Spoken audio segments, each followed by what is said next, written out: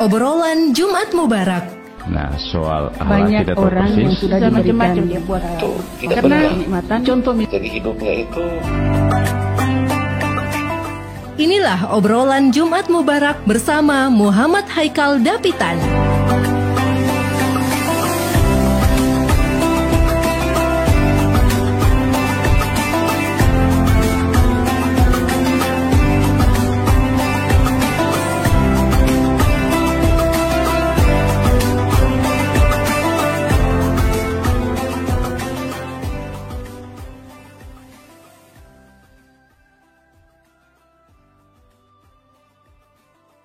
Assalamualaikum warahmatullahi wabarakatuh.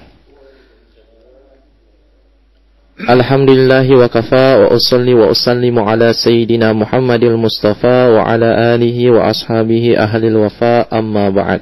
Pertama-tama marilah kita panjatkan puja dan puji syukur kita kepada Allah Subhanahu wa taala karena alhamdulillah pada hari ini kita masih membersamai pada program acara obrolan Jumat Mubarak. Dan hari ini edisi 27 September 2024, tepatnya di 23 Rabiul Awal 1446 Hijriah.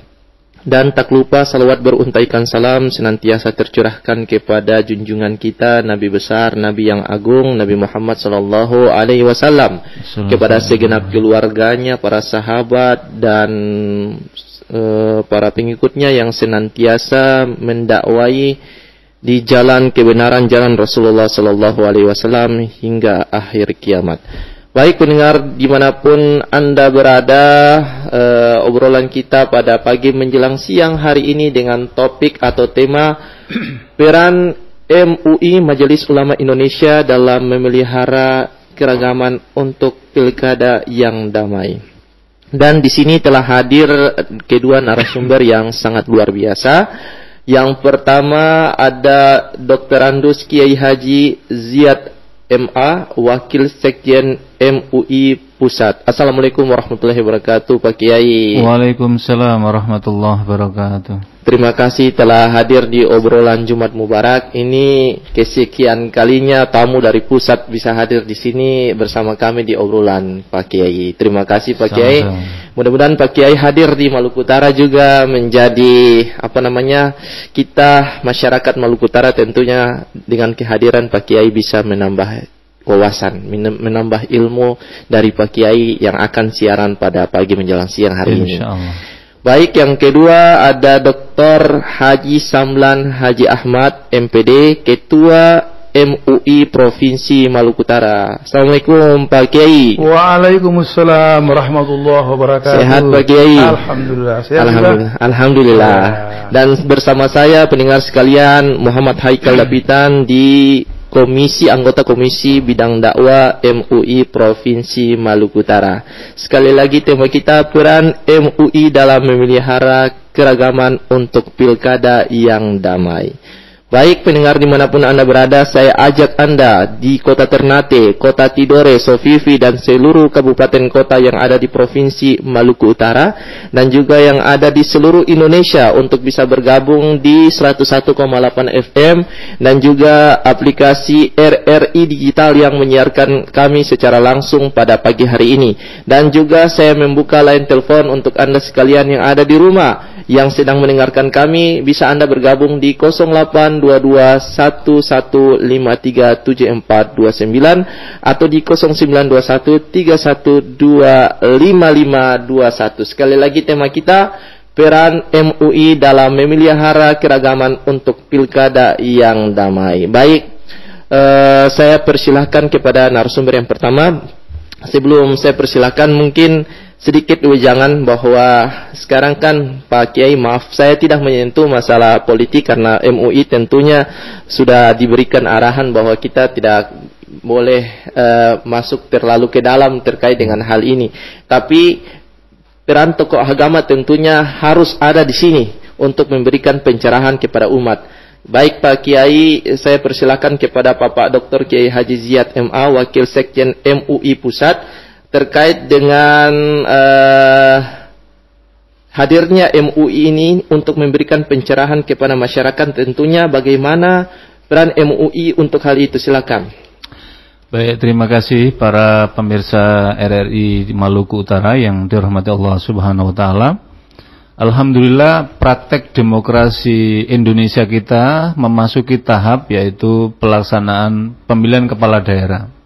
Ini seluruh wilayah Indonesia, dan Majelis Ulama Indonesia sebagai lembaga berkumpulnya para ulama, salah satu fungsi yaitu Khodimul Ummah dan Shodiqul Hukumah. Ketika wilayah Khodimul Ummah, pelayan umat ini, maka kita punya tugas al-irsyadiyah atau taujiyah, yaitu memberikan bimbingan, memberikan guidance, memberikan arahan bagaimana umat ini dipandu dalam praktek pelaksanaan tata berdemokrasi ini, supaya ada nilai satu al-mas'uliyah, pertanggungjawaban bahwa pemilihan ini adalah bukan semata-mata wilayah duniawiyah, tetapi juga ada dimensi tanggung jawab nanti di hadapan Allah Subhanahu wa taala, karena ini menyangkut memilih pemimpin, yaitu wilayah yang memiliki dampak yang sangat besar kebijakan-kebijakannya.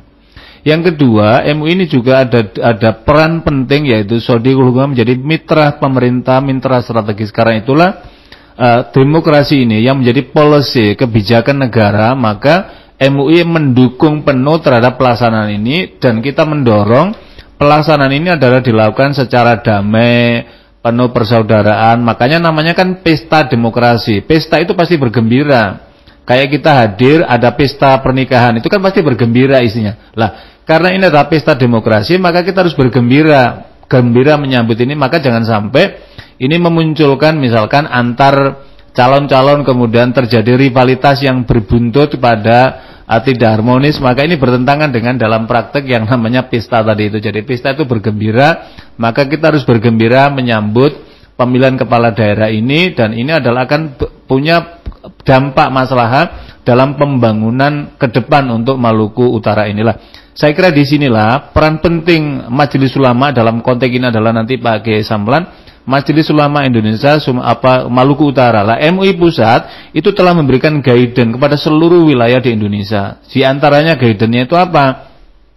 Secara institusi MUI tidak boleh melibatkan dan terlibat langsung. Artinya gambar-gambar MUI tidak boleh digunakan untuk mendukung. Tetapi kalau individual, personil dari pengurus Majelis Ulama Indonesia, maka itu boleh personilnya. Bila mana ada di antara pengurus MUI itu kemudian menjadi calon, maka dia harus, salah satu taujiahnya itu adalah nonaktif.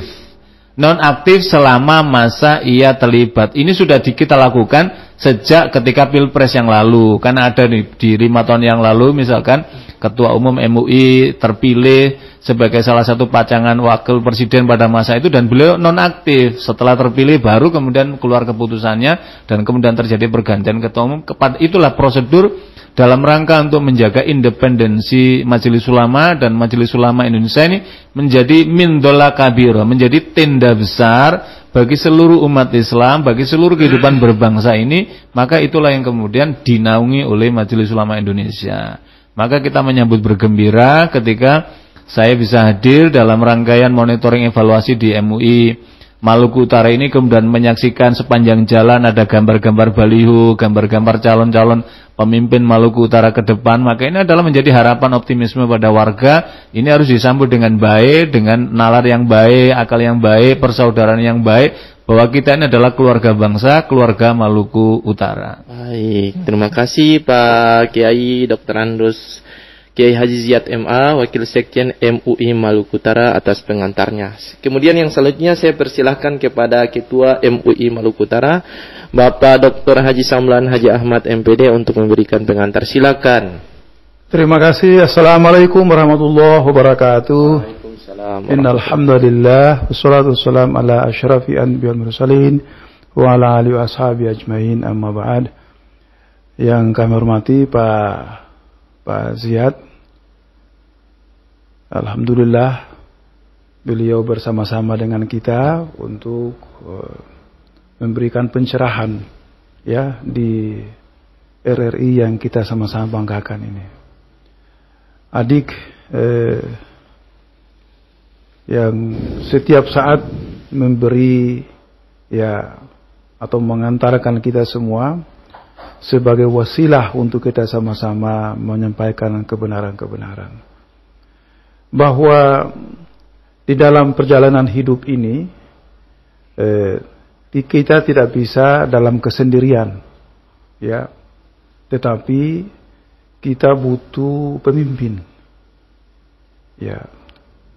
Kalau tanpa ada pemimpin, dunia ini kacau. Itu sudah jadi hukum alam begitu. Karena itu ketika dan proses memilih pemimpin itu, maka pasti ada mekanisme yang kita sama-sama ketahui di kita sebagai bangsa Republik Indonesia itu sudah pasti, dan dasarnya adalah Pancasila dan Undang-Undang Dasar 45. Itu yang menjadi prinsip perjalanan hidup berbangsa dan bernegara. Karena itu ketika dalam perjalanan hidup berbangsa dan bernegara termasuk salah satunya adalah memilih pemimpin, maka keterlibatan semua komponen anak bangsa, baik itu berkumpul dalam organisasi untuk bagaimana menyuarakan pimpinan yang terbaik, itu menjadi kewajiban kita. Kita tidak boleh diam.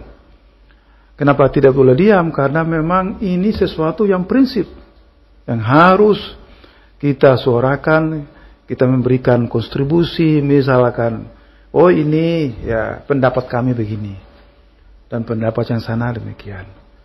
Karena itu di dalam kita membangun bangsa, terutama Maluku Utara yang kita insya Allah yang kita cintai ini kita memilih pemimpin adalah memilih pemimpin yang terbaik, dan terbaik menurut prinsip ya yang telah ditetapkan oleh pemerintah. Islam mengajarkan kepada kita bahwa memilih pemimpin itu dengan syarat-syarat. Ya, yang mungkin di sana adalah orang yang beramanah. Dia itu harus cerdas. Dia itu pandai mengemukakan berbagai macam pendapat. Ya. Dia bisa merangkul orang lain dan sebagainya. Nah, prinsip inilah yang harus dikemukakan oleh kita semua, bahwa di dalam memilih pemimpin adalah pertama kita melihat apa sesungguhnya yang telah dan dilakukan di dalam proses perjalanan hidupnya. Karena itu syarat utama menjadi pemimpin itu adalah orang yang memiliki rekam jejak yang bagus, punya akhlak yang bagus. Ya, orang berpengetahuan tapi kalau tidak punya akhlak, wah itu parah. Nah itu karena itu punya akhlak yang bagus. Dan prinsip akhlak yang bagus adalah prinsip pertanggungjawaban selama dia memimpin. Apa dia lakukan? Itu yang menjadi bagian tidak bisa kita abaikan dalam kita memilih pemimpin. Kalau kita tidak punya pilihan-pilihan itu, syarat-syarat itu, maka susah. Ya, baik, kita tahan dulu ya, Pak Kiai, ada penelpon yang masuk. Halo, Assalamualaikum warahmatullahi wabarakatuh. Ya, Pak Haji Halil Ningade. Baik, Pak Haji Halil, ini tema kita peran MUI dalam memelihara keragaman untuk pilkada yang damai. Ada pertanyaan untuk kedua narasumber? Silakan. Assalamualaikum Bapak Kiai. Waalaikumsalam. Amin, Allahumma amin. Yang mana pada saat ini berbondong-bondong berbicara tentang pilkada untuk memimpin kita punya daerah masing-masing. Dan saya kira kembali kepada pemimpin itu sendiri, kembali kepada hati pemimpin itu sendiri. Hari ini dia berjuang demi kepentingan umat seluruh dan kepentingan diri sendiri. Nanti dia berpikir seperti itu. Kira-kira bagaimana kalau dia berjuang demi kepentingan dia punya diri sendiri, karena dia sudah jadi bupati, jadi gubernur. Jadi saya mohon supaya lewat dari 23 jangan seperti itu. Harus pakai hati yang sama, hati yang memang jujur, terutama jujur itu harus. Bapak-bapak Kiai harus bicara terus supaya mereka sadar atau tidak. Jangan nanti pimpin, kalau mereka punya uang sudah keluar, sudah berjuang walaupun diri sendiri. Apa yang terjadi kira-kira kita punya daerah ini? Apa amanat rakyat itu orang bisa mampu untuk orang tanggung jawab. Ini kembali kepada hati, saya kira begitu Pak Kiai. Terima kasih. Baik, terima kasih Pak Haji Halil di Ngade. Siapa yang mau menanggapi? Silakan Pak Kiai, Ya. silakan. Pak Haji, terima kasih. Tadi pertanyaannya sangat bagus sekali untuk membuka, menyadarkan saudara-saudara kita di Maluku Utara bahwa memang ketika pemimpin, calon pemimpin itu menobatkan, mendeklarasikan dirinya maju, maka dia memiliki konsekuensi. Satu, konsekuensi demokrasi duniawi ya, jadi secara duniawi ya. Tetapi lebih dari itu adalah ada konsekuensi ukhrawi, yaitu tanggung jawab nanti di hadapan Tuhan Yang Maha Kuasa, Allah Subhanahu wa taala, yang sangat besar karena telah memimpin hamba-hambanya di muka bumi ini. Apakah ia dijalankan dengan baik, dengan amanah, dengan kejujuran, dengan tanggung jawab, dengan peduli kepada nasib rakyat kecil apa tidak? Karena itulah, maka inilah pentingnya melalui siaran RRI yang kita cintai di Maluku Utara ini adalah dalam rangka mengedukasi pada masyarakat. Pilihlah tokoh-tokoh, calon-calon yang gambarnya sudah beredar di mana-mana ini, maka track record atau rekam jejaknya mesti harus dilihat. Ketika beliau-beliau itu menjadi kepala daerah di tingkat kabupaten atau kota, maka lihat apa sepak terjang, apa perjuangan, apa program-program kerja yang telah dilaksanakan mereka kepada rakyat. Maka ini adalah cara memandu kita semua. Yang kedua adalah komitmen kebangsaan mereka, komitmen kerakyatan mereka, apakah mereka tunjukkan apa tidak selama. Yang ketiga adalah kepedulian mereka kepada orang-orang yang dibawa di rakyat kecil ini. Jangan sampai rakyat kecil ini tidak mendapatkan perhatian, sebab seperti kata Nabi itu kan, orang pemimpin yang tidak memiliki kepedulian terhadap rakyat kecil pada masyarakatnya, maka nanti di akhirat Allah tidak memandang dia. Ini kan sesungguhnya sindiran keras kan gitu, supaya pemimpin itu memiliki kepedulian, dan inilah yang ditunjukkan oleh Sayyidina Amirul Mukminin Umar bin Khattab radhiyallahu an. Jadi kita lihat, kemudian apakah ini pemimpin ini kepentingan pribadi apa tidak? Ya kita dari track record tadi itu misalkan ada juga Pak orang yang misalkan secara materi dia cukup atau secara kepintarannya dia cukup, maka kemudian ketika dia memimpin kita lihat dulu. Ketika di kabupaten dia, ketika di kota dia telah menunjukkan yang saya sebutkan tadi itu, maka berarti dia telah menunjukkan. Karena kita nggak bisa juga Pak menghakimi, misalkan ada orang wah ini kepentingan dirinya sendiri saja, kita nggak tahu gitu.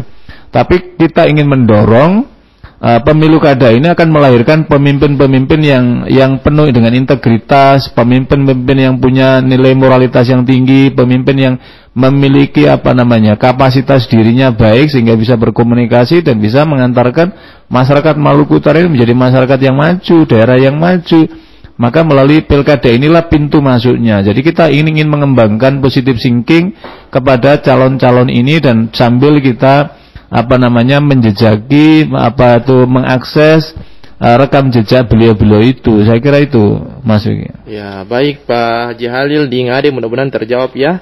Baik pendengar dimanapun Anda berada, sekali lagi tema kita peran MUI dalam memelihara keragaman untuk pilkada yang damai. Hadir di sini bersama kita di Pro 1 RR Ternate ada Dr. Andus Kiai Haji Ziyad MA. Baik, kita terima penelpon yang masuk lagi. Halo, assalamualaikum warahmatullahi wabarakatuh.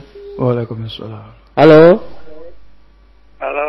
Ya, dengan siapa di mana? Dengan Haji Jafar di Jailolo. Ya, Haji Jafar di Jailolo. Silakan Haji Jafar. Ya. Assalamualaikum Pak Kiai.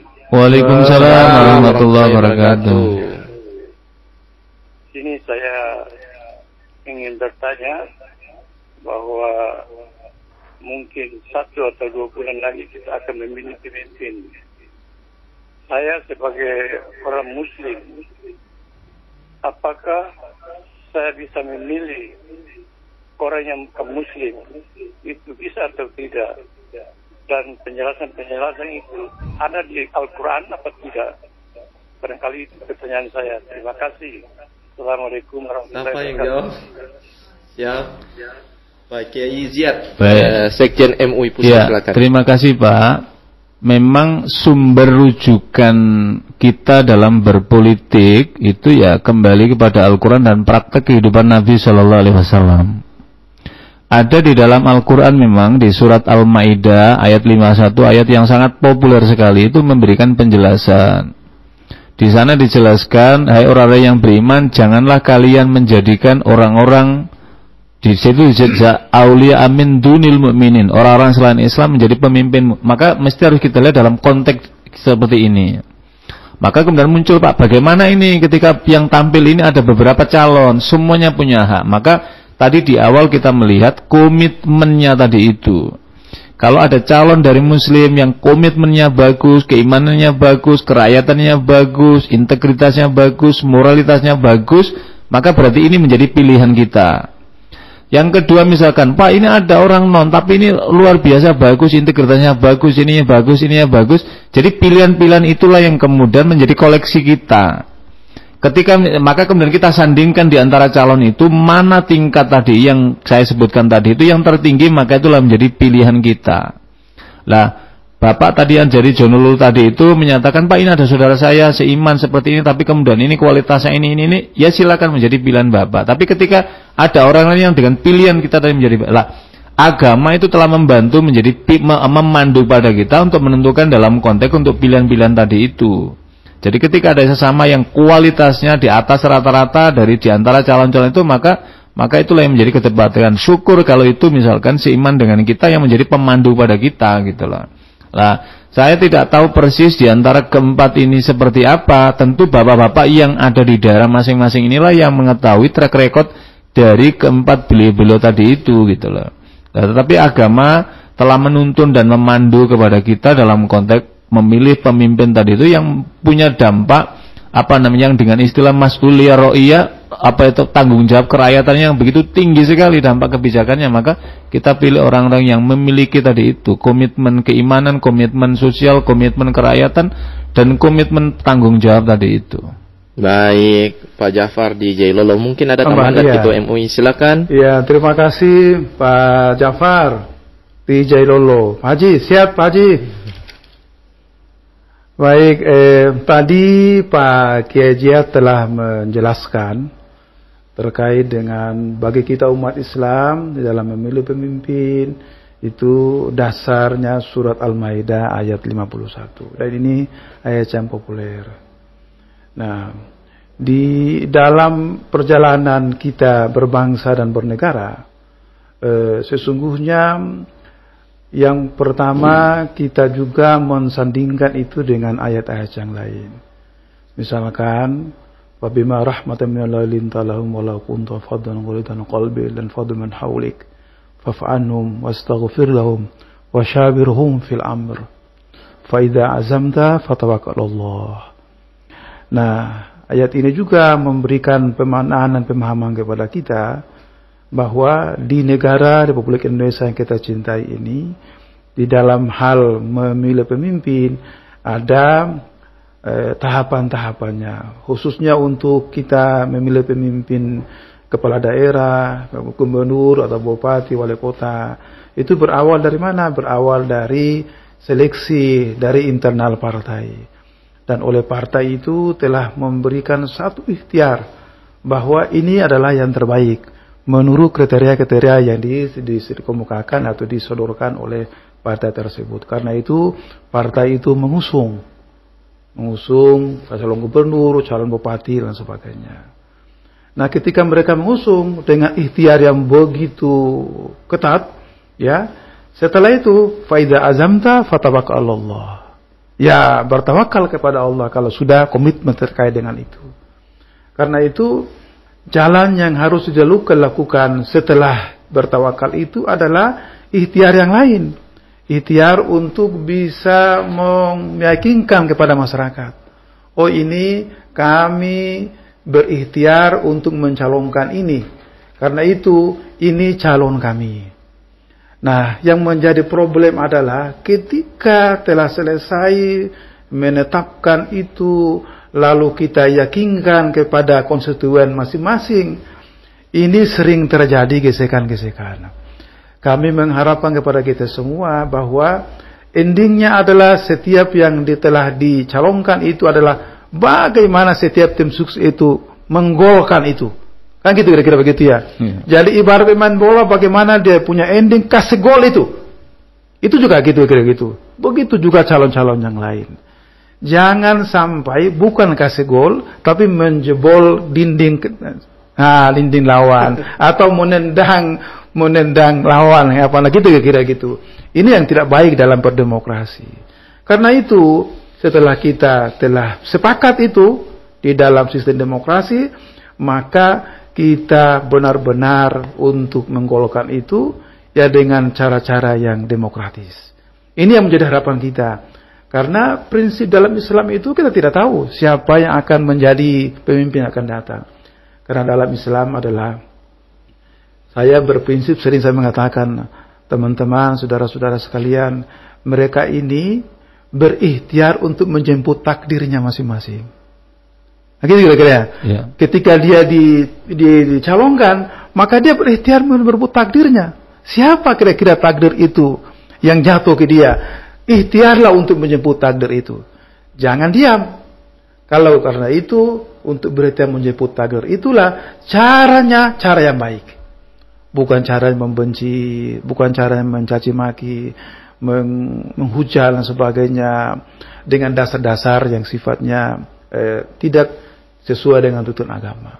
Jadi dalam prinsip Islam itu yang terbaik itulah. Baik, kita tahan dulu Pak Kiai, ada penanya yang masuk lagi. Halo, Assalamualaikum warahmatullahi wabarakatuh. Halo, dengan siapa di mana? Halo?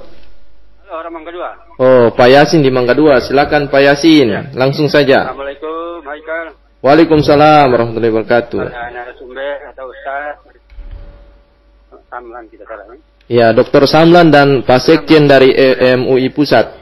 Ya, Ketua MUI Malut dan dari Pusat. Silakan. Ya. Ya, penjelasan tadi Al-Quran sudah mengatakan seperti itu. Tapi kita untuk pimpinan ini jangan sampai sebentar dia mulai yang kemarin-kemarin. Walaupun dia muslim, tapi kalau dia rusak mulai kemarin-kemarin. Kan ini sementara ini satu istilahnya tadi kalau kita dari Jailolo tadi terpilih yang muslim. Tapi sebenarnya ini sebenarnya apa-apa itu semua sama. Tapi sebentar itu akan dia betul atau tidak. Ini dia jadi masalah. Walaupun kita seagama yang sampai model yang kemarin-kemarin kan rusak mulai utara. Dia lihat yang bagus yang mana. Dia hanya bagus di muka kampanye saja. Tahu visi-misi saja. Tapi jangan sebentar dia hancur model yang kemarin-kemarin. Ini bagaimana Ustaz? Ini yang jadi masalah. Maluku Utara hancur dan rusak. Ini yang jadi masalah itu. Terima kasih sementara begitu. Ya. Assalamualaikum. Waalaikumsalam warahmatullahi wabarakatuh. Yang jelas Pak Yasin di Mangga 2 MUI hadir sini sebagai penengah ya, tidak memihak kepada siapapun ya. Dan sini saya hadirkan langsung Pak Sekjen dari pusat untuk memberikan pencerahan kepada masyarakat. Silakan Pak Sekjen dan Ketua MUI. Pak Sekjen dulu. Baik. Untuk memberikan jawaban kepada Pak Yasin di Mangga 2. Silakan.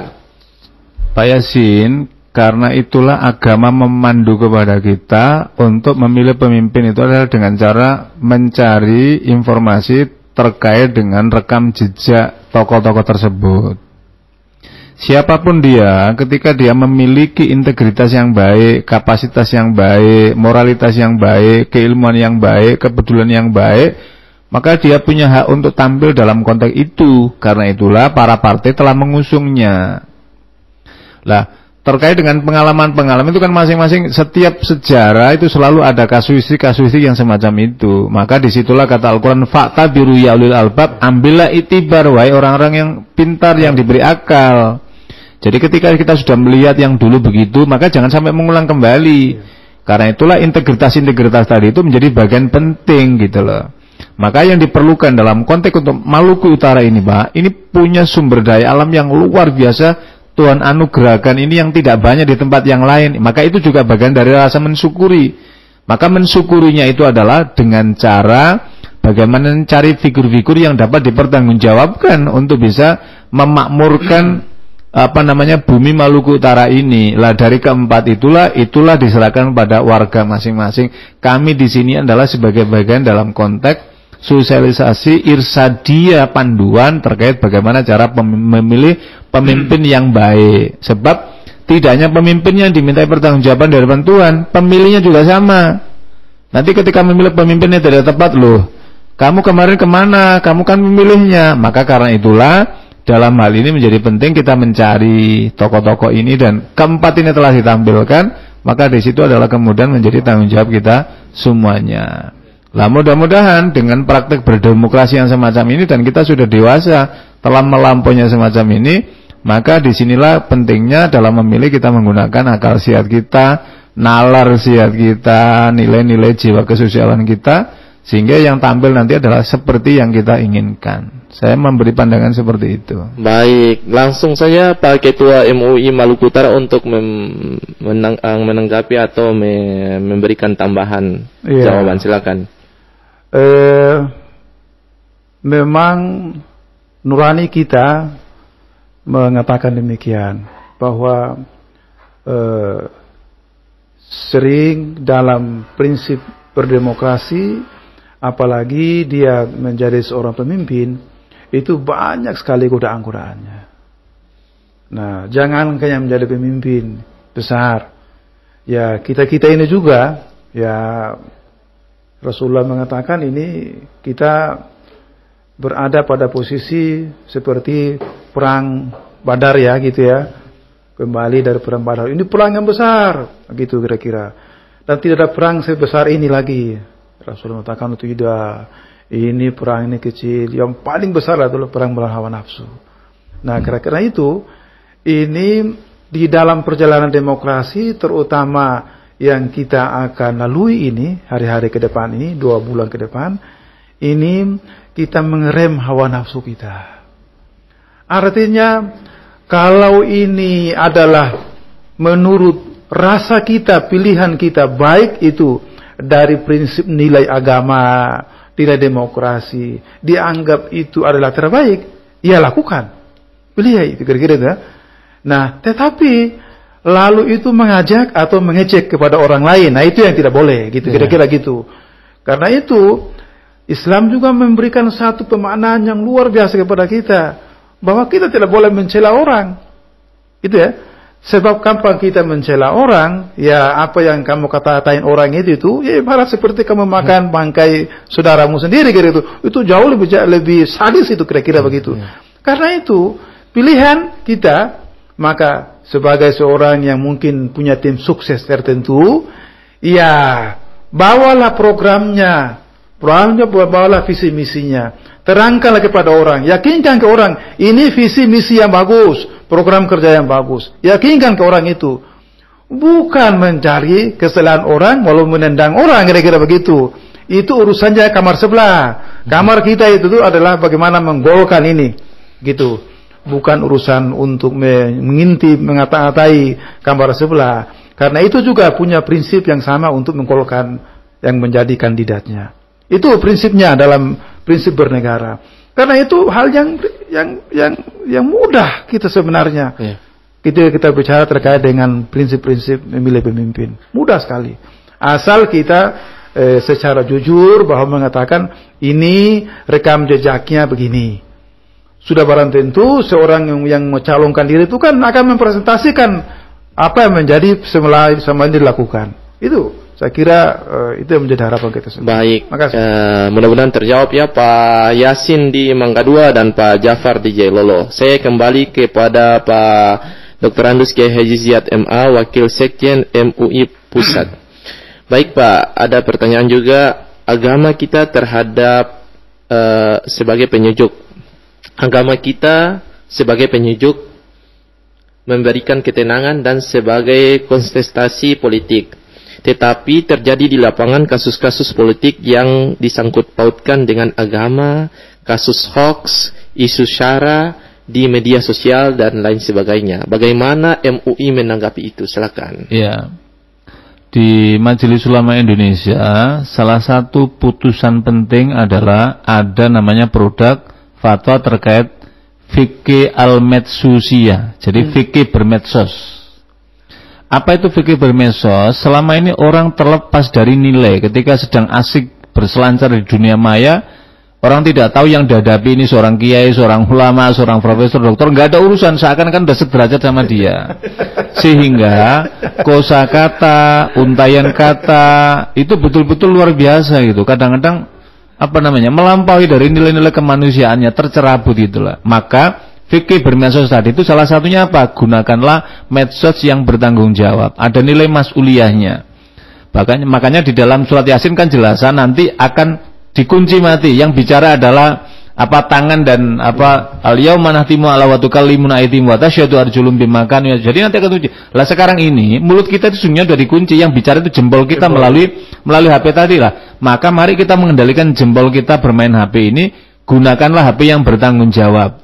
Jangan sampai yang kita posting, kita browsing ini adalah hal-hal yang menyakitkan. Yang kita share juga seperti itu. Yang kedua, di ayat itu kan kalau ada berita sesuatu maka fatabayanu, klarifikasi. Lah kecenderungan kita, kelemahan kita itu kan jempol kita lebih cepat daripada akal kita. Sehingga kita belum melakukan belum melakukan sharing, belum kita sharing, tapi sudah di-sharing gitu loh. Maka sebelum di-sharing, maka harus saring dulu, filter dulu, tabayunkan dulu dalam konteks di sini. Ketika ada misalkan berita ini si fulan calon bla bla bla, maka jangan kemudian, apalagi biasanya di bumi di bawahnya, viralkan dan sebarkan. Itu biasanya tanda-tanda berita hoax itu adalah ada tulisan viralkan dan sebarkan. Maka Al-Quran memandu pada kita fatabayanu, maka berklarifikasilah, maka pastikan yang kita sebarkan adalah kebaikan. Sebab begini Pak, kalau kita menyebarkan yang baik, al-hasanatu asyru amsaliyah, satu kebaikan mendapat 10 kebaikan. Iya. Kalau kita menyebarkan ini hoax, ini kan bukan lagi 10 kebaikan, jutaan orang menerima. Berarti keburukannya itu juga berlimpah-limpah. Maka lebih baik diam. Kan kata Nabi, kalau tidak bisa berbuat baik, berkata baik, wal yasmut. Iya. Jadi auliyasmut, yaudah diam saja, nggak usah ngeser-ngeser gitu lah. Lah, kalau ada yang baik, tokoh yang baik, kredibilitasnya baik, ya share supaya masyarakat tahu, supaya tidak mengulang kesalahan yang sudah-sudah, kan gitu. Itu adalah contoh bermedsos tadi itu. Yang ketiga apa? Medsos apa? Yaitu berakhlak, menjaga etika, jangan sampai menyakiti orang lain. Yang tadi kata Pak Ketum MUI Maluku Utara menyampaikan, jangan sampai kemudian kita punya kewajiban, tim sukses ini membaik-baikkan, menganggap baik, menyampaikan kebaikan yang ada di calon kita. Tapi pada saat yang sama nggak boleh memburukkan, menjelekkan calon yang lain. Itulah tuntunan agama. Apapun agama dia, dari manapun daerah dia, latar belakang apapun, itu punya kedudukan yang sama di hadapan manusia, di hadapan Tuhan. Gitu loh. Maka disinilah punya kewajiban. Kalau itu kita terapkan, maka betapa indahnya kehidupan ini. Lah, sekarang dengan era digital yang luar biasa, transformasi informasi semacam ini, maka di sini memerlukan kejernihan hati dan pikiran kita serta kehati-hatian. Jadi prinsip yang keempat dalam fikih masyhur adalah pentingnya kehati-hatian. Jangan sampai kita kata-kata kita, share kita ini justru kontraproduktif dan kemudian justru menimbulkan kegaduhan dan konflik dengan masyarakat. Maka itu bertentangan. Maka kita ini adalah afsus salam, tebarkanlah nilai-nilai kedamaian. Bumi Maluku ini adalah bumi damai para raja-raja kita, maka harus kita jaga kondusivitas semacam itu. Baik ya, luar biasa. Ada satu pertanyaan untuk Ketua MUI juga. Banyak stigma yang terjadi di masyarakat. Ambil uangnya, jangan pilih orangnya. Bagaimana pandangan dari agama itu sendiri? Silakan. Ya, ini ambil uangnya siapa, jangan pilihnya siapa kan gitu. Jadi begini, kita memang alam demokrasi terutama dengan keadaan geografis Maluku Utara yang begini luas, ya, di mana-mana demokrasi kita juga sesungguhnya tidak menganjurkan itu, tetapi akal nalar kita juga berbicara bahwa kalau kita yang mau meyakinkan konstituen kita di daerah tertentu yang jauh, kan tidak mungkin dia jalan kaki dengan berhari-hari gitu kan gitu ya, dia harus membutuhkan fasilitas. Nah fasilitas itu pasti akan dibicarakan secara bersama-sama, lalu mereka datang ke situ, mereka kumpul banyak orang sebagainya, ya minimal ada ya beli aqua untuk minum sebagainya. Nah, ini hal-hal yang sifatnya keniscayaan yang berada di tempat-tempat tertentu, itu harus dipahami itu sebagai bagian dari keniscayaan yang tidak bisa dielakkan, gitu. Yang menjadi masalah adalah ketika kita dalam dalam proses pemilihan terus kita disuguhin akan gitu. Wah ini 1 juta, 3 juta dan sebagainya, ya. Tidak jelas kira-kira begitu. Nah, ini prinsip yang sesungguhnya dihindari, ya. Dihindari oleh kita semua. Tetapi kalau bagian dari tanda terima kasih, ya, sebab dia sudah bekerja membantu, yang mensosialisasikan program saya, sebagainya. Terus bagian programnya sosialisasikan kerja program saya itu karena bagian dari tim saya. Berhari-hari dia tidak kerja, gitu ya. Terus dikasih uang 1 juta misalkan. Ya itu wajib diambil untuk menghidupi keluarganya, kira-kira begitu. Dia setengah mati, kira-kira begitu ya. Asal jangan itu tiba-tiba yang menjadi masalah. Tiba-tiba jalan situ dikasih, ini 10 juta ini, ngana tutup saya ya. Begitu, ngana pilih saya. Nah, itu yang mungkin. Gitu ya. Itulah yang dilarang oleh Allah Ar-Rasyid dan Rasulullah Ar-Rasyid al-Murtasi finnar. Menyogok nesoko sama-sama neraka. Kira gitu ya. Nah, ini yang dihindari oleh kita semua. Nah, karena itu banyak sekali ya oleh para politisi mengatakan Indonesia ini kos untuk politiknya terlalu besar. Gitu ya. Saya mungkin juga itu menjadi pendapat banyak orang juga. Ada para akademisi mengatakan, kenapa kita harus tidak kembali kepada prinsip Undang-Undang 45 bahwa pemilihan itu berdasarkan sistem keterwakilan. Kita sudah memilih legislatif dewan, ya tinggal dia yang pilih, kira-kira begitu. Itu sesungguhnya yang menjadi selama ini kita abaikan. Kalau itu kita menganggap bahwa ini terlalu besar kosnya, kembali ke Undang-Undang 45, begitu. Tapi kalau itu tetap dilakukan demikian, maka harus ada guidance, ya ada prinsip yang harus dibatasi, karena ini berbahaya untuk demokrasi dan moral bangsa. Saya kira demikian. Baik. Pak Kiai, saya kembali ke Pak Kiai Ziyad terkait dengan ini. Mungkin banyak pendapat dari masyarakat yang ingin baik, kita terima penanya yang masuk dulu. Ada telepon yang masuk? Oh tidak. Oh baik. Begini Pak Kiai, ini titipan dari masyarakat yang ingin ditanyakan kepada Pak Kiai sebagai Wakil Sekjen MUI Pusat. Bagaimana kalau ada tokoh agama yang sudah tidak bersikap netral terkait dengan pembinaan terhadap umat sehingga menyebarkan isu-isu hoax kepada masyarakat dan membuat masyarakat itu bingung sendiri. Itu bagaimana Pak Kiai? Kalau ada tokoh atau siapapun dia yang memiliki status yang lebih baik dari masyarakat yang lain, kemudian justru ikut terlibat dalam penyebarkan hoax, namanya saya sudah hoax, berita dusta. Maka kata Nabi tidak boleh, itu hukumnya haram. Karena itulah sebarkanlah yang baik. Kata Nabi kan sebarkan yang baik, jangan menyebarkan yang tidak baik. Jadi ketika kita, makanya kan Al-Quran kan menjelaskan ta'awanu alal birri wa taqwa, bertolong menolonglah kalian dalam kebaikan. Wala ta'awanu al ismal, dan jangan kalian tolong menolong dalam keburukan lah. Ketika ada berita hoax kemudian kita sebar, itu namanya kita telah berkolaborasi dengan kebohongan juga. Maka hukumnya lebih besar karena orang tadi mengetahui bahwa itu tidak, bahwa itu, kecuali dia tidak tahu gitu loh. Lah yang sekarang ini menjelang politik ini kadang-kadang sudah by design, disengaja, menyengaja, maka itu tidak dibolehkan.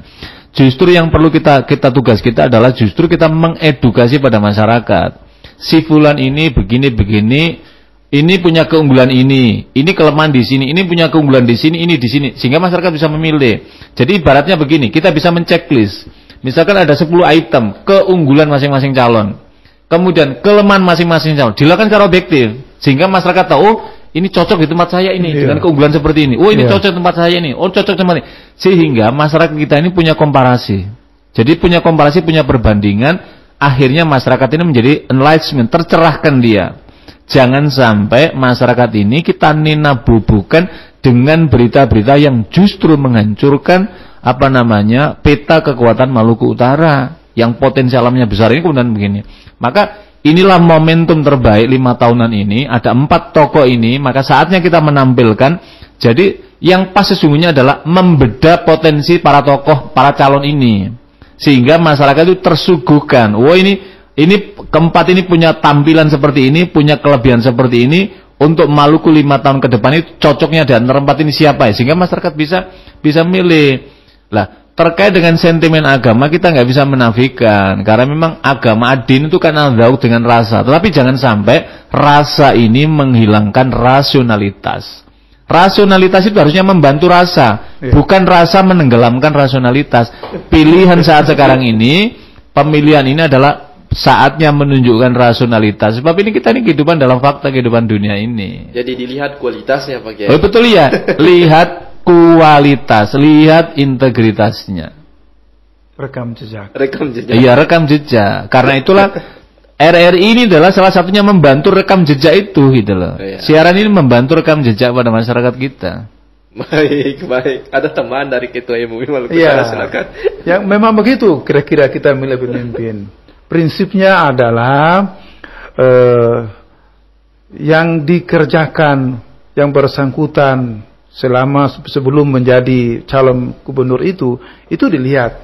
Betul itu kata Pak Yai tadi, bahwa item-itemnya dilihat. Oh, ini selama 10 tahun, selama 5 tahun, selama menjadi anggota DPD misalkan ya, selama menjadi sultan, sesungguhnya apa yang telah dilakukan gitu ya.